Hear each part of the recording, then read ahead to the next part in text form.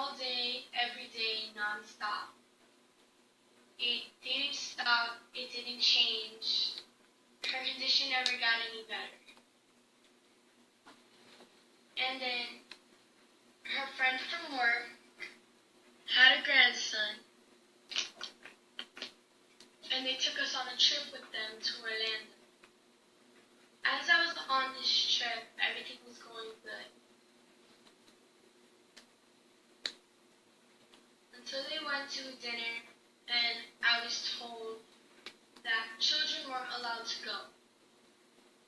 So I was asked if I would stay in the hotel room with my mom's friends. 14-year-old grandson. I said, sure. Well, then they left, and we ordered room service. He waited at least 20 minutes until I was eating chicken fingers and mac and cheese. By this time, I was now 8 years old, and he proceeded to sexually molest me.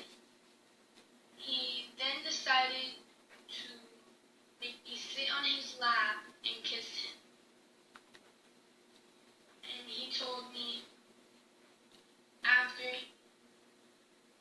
he had fingered me that if I had ever told anybody, that he would kill me. And then April came around. Mind you, this was in December.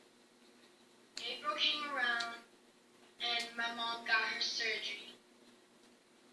She had gotten a lot better. She had a complete hysterectomy, and they took the cancer. They got rid of the cancer. I didn't speak to my mother for 2 years, because I always felt that she knew what was going on. Because I always also felt like I was going to lose her because of the cancer. Well, so I finished my 3rd, 4th, and 5th grade year with nothing but trouble.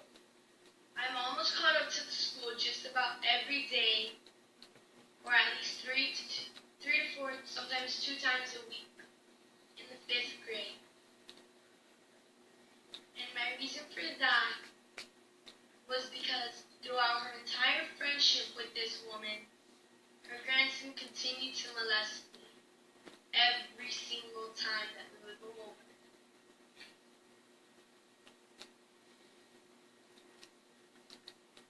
And then it ended. They moved to Texas. That was the end of my troubles. I started to gain a little bit of a relationship with my mom. I never really had a relationship with my father. I still don't. Well, 7th grade rolled around. It was, I believe it was like January or February.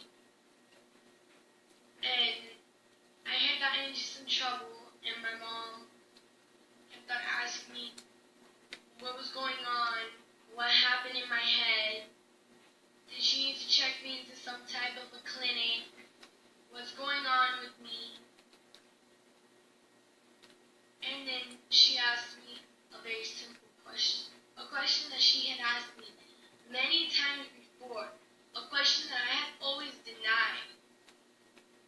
She asked me, she said, did somebody touch you? Did somebody rape you? Did somebody molest you? What is it? What is wrong with you? And I just kept shaking my head, no, crying. And then she said it again and again. And then she said, did somebody molest you? And I just screamed and I held my knee, crying, because I never wanted to tell her, not because I was afraid